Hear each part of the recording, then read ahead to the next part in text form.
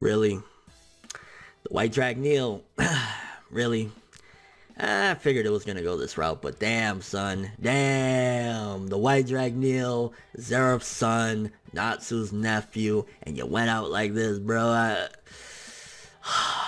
The White Dragneel, what happened, bro? What happened to the hype? What happened to you were gonna shove that cross up this motherfucker's ass, and instead, you got bodied? Like, so with this chapter of Fairy Tail, I honestly felt as though, at least between the beginning and the end, there was two different feels that I got from it and two different vibes or whatever, because the first half of the chapter, honestly, it felt a little bit like just disappointing or whatever, between the stuff with the White Dragneel and then kind of like, hey, Lucy, you gotta fuck the shit out of Natsu to keep him alive. I'm like, whoa, okay, there, you know, we get butt naked, Lucy, why not? That was kind of like, whoa. The ending of the chapter, I ain't gonna lie, and me, when it comes to Happy, you know, I mean, you've seen some of my rants or whatever, Happy, you know, Afro Happy and shit like that. Like, yeah, I'm not a big Happy fan or whatever, but I will say that towards the end of the chapter, when he revealed the information to the other people in Fairy Tail about Natsu and stuff like that, and he was crying, I ain't gonna lie, that was nicely done. That was some good shit towards the end of the chapter. But the fight with Sting and the White Dragneel, what? Essentially, it was this. The White Dragneel uses Sting. It's not very effective because of BS reasons. Then Rogue tells Sting to enter the Shadow Realm, but Sting is like, dude, I don't have a Millennium item. Kagura uses Almighty Push and sends Sting into the Shadow Realm, where his senses, sexual desires, are heightened. Sting uses triple combo and beats the White Dragneel. The White Dragneel has fainted. He is a cunt. Honestly, I was just like, wow. Like, you know, the Spriggan have already been notoriously defeated in so many different, like, what the fuck ways. This one I had a little bit of hope simply because this is Zeref's son. You know what I'm saying? Like, Zeref is the big beast of all of it. Like, aside from Acnologia, ain't nobody more savage than Zeref. So I was thinking, like, White Dragneel ain't gonna get fucked over. But Sting had the advantage of, like, hey, you know, he's the one person, well, supposedly it was supposed to be his mother, but apparently he was the one person that could actually defeat the White Dragneel because of his white magic powers or whatever. So it was like he was at a disadvantage in a way, but either way, it was just kind of like, really? Because Sting didn't even know how to navigate through using the shadow powers. So Kagura pushing him and everything, he was inexperienced with using a power and still managed to get the KO using a triple combo against the White Dragneel. And I'm just like, I mean, maybe I'm more so disappointed with the White Dragneel than Sting, because I will say that Sting actually kind of pulled a cool one off. Like, Sting looked pretty dope, and again, oh, just saying that Sting looked dope, yeah, I know, but at the very least, Sting was okay, because he used a little bit of strategy, this, that, and the third. It's just that the White Dragneel being hyped up again, the Spriggan 12, Zeref's son, all that shit, and he gets bodied pretty easily. Like, it wasn't that hard of a fight, it was pretty fast, and overall, it's just like, you hyped me up for this? For this guy, that guy right there, like, really? And then on top of that, before the fight ended, he was boasting, and this is the most disrespectful thing, he was boasting that he's the only mage that is capable of taking out Acnologia. Motherfucker, you couldn't even take out crusty ass Sting, and you talking about that you can take out Acnologia because of your powers? Are you fucking kidding me? Acnologia would shit on you, bro. He would fucking slap the fuck out of you with his dick. Like, really?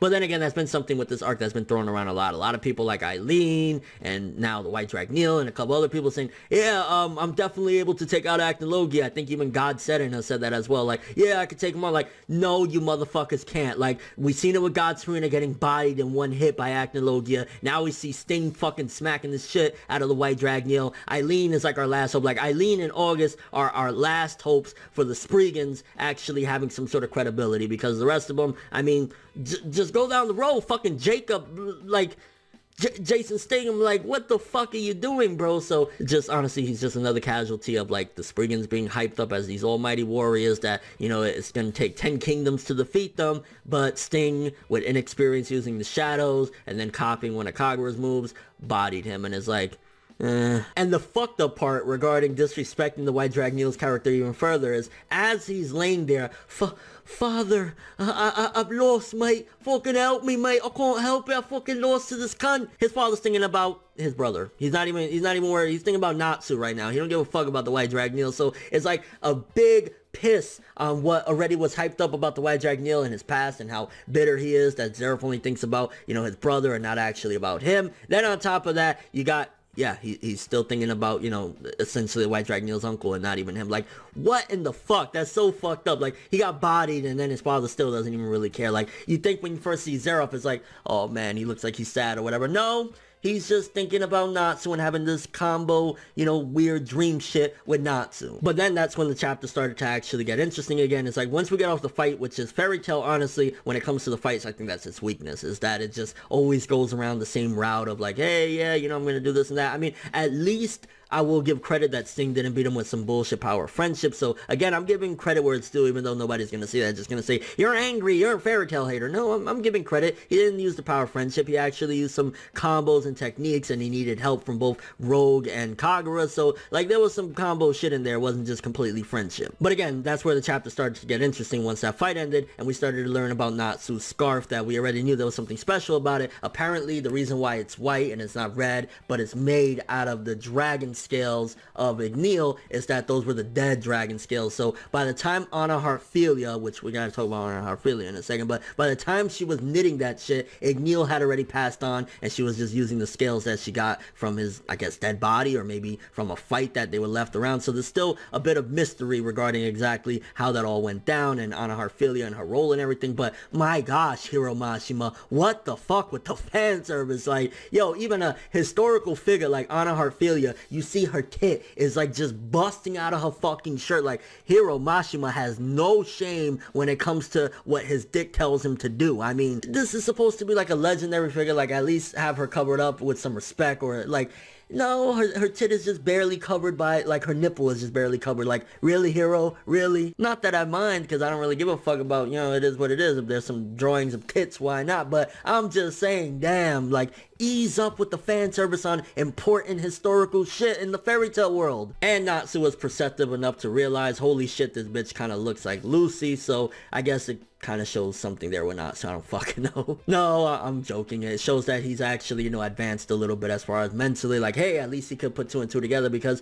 it kind of hasn't been really shown for a while now that, you know, Natsu's kind of grown up, because we've seen once again that whole, you know, you gotta be funny, you gotta be like the shonen character that we all love and be stupid and shit like that. So seeing little instances there, even though maybe I'm looking too much into it, but at the very least it showcases, okay, Natsu's not completely retarded. At least he recognizes that Anna looks just like Lucy. And then, seemingly, hopefully next chapter, assuming we continue on with the Natsu stuff, Zeref says, the end of your death is drawing near ahead, or whatever. So probably within the next chapter too, we're going to see something to do with END, and I'm excited about that as well. That's going to be hype, because END, even though the whole Heirs of bullshit, which he wasn't even complete, nowhere near, and of course that's his friend, so he's going to be half-heartedly, you know, struggling anyway. So I'm still hype about END. I don't give a fuck. Like, I'm still hype about that shit. Was basically Lucy being told, strip butt naked to make Natsu warm again. And it's like, yeah, that's effective. Obviously, you know, humans, when they're cold or whatever, they're going through some serious thing that they need body heat. What's the best way? Okay, two people butt naked rubbing together their bodies and shit like that.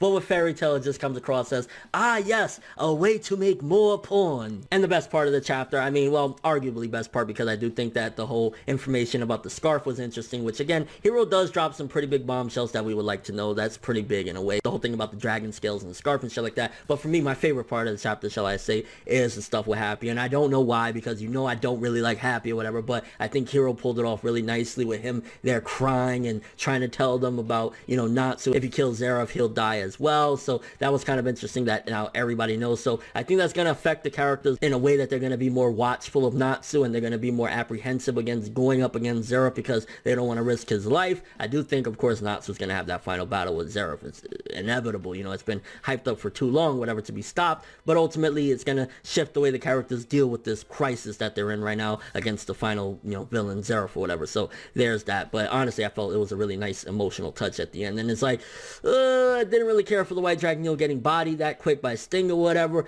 but there are some good bits to chapter, so I can't completely slam it either. It's like the reveal with the scarf, the stuff with Happy is like, those were some good bits. Then you got the mixture of fucking Lucy needs to get butt naked on top of Natsu to keep him alive, and the White Dragon Eel versus Sting fight. It's like, it's a mixed bag with this one. So honestly, maybe I want to say a 6 out of 10, somewhere around there. It's like, I'm trying to be as fair as possible. Like, there was some shit that was kind of terrible in this chapter, but there was some really good bits as well. So being fair, maybe like a 6 out of 10. It was like fine. Let me know what you guys think though. How did you feel about the fight with Sting versus the White Dragon Eel? Again, I gotta give credit. At least it wasn't complete BS of like friendship and shit like that. There was strategy, so in that regard, credit there. Also, the whole stuff with Lucy needs to get butt naked on Natsu. I know it's a real life technique of like, you know, keeping the body warm and shit shit like that. But it's still, it kind of throws the emotional shit in a way. And how do you feel about the whole scarf thing? Do you think we're gonna get more? Like, honestly, I'm really interested still in the history of Fairy Tail. What was Anna Heartfilia's, you know, role and everything. And of course, the sad shit at the end with Happy. Did you get them feels? I mean, again, it's Fairy Tail, so it's hard to, but I did feel some shit for that. I ain't gonna lie. And overall thoughts of the chapter. But that's all I have for this one. Thanks for watching. Hope you enjoyed it. If you liked anything I had to say or enjoyed the video, drop me a like. I'd greatly appreciate it. And if you want more from me, make sure to subscribe. Follow me on Twitter, Instagram, and stalk my Facebook to get more when the video ends. I'm Finette World, and as always, people,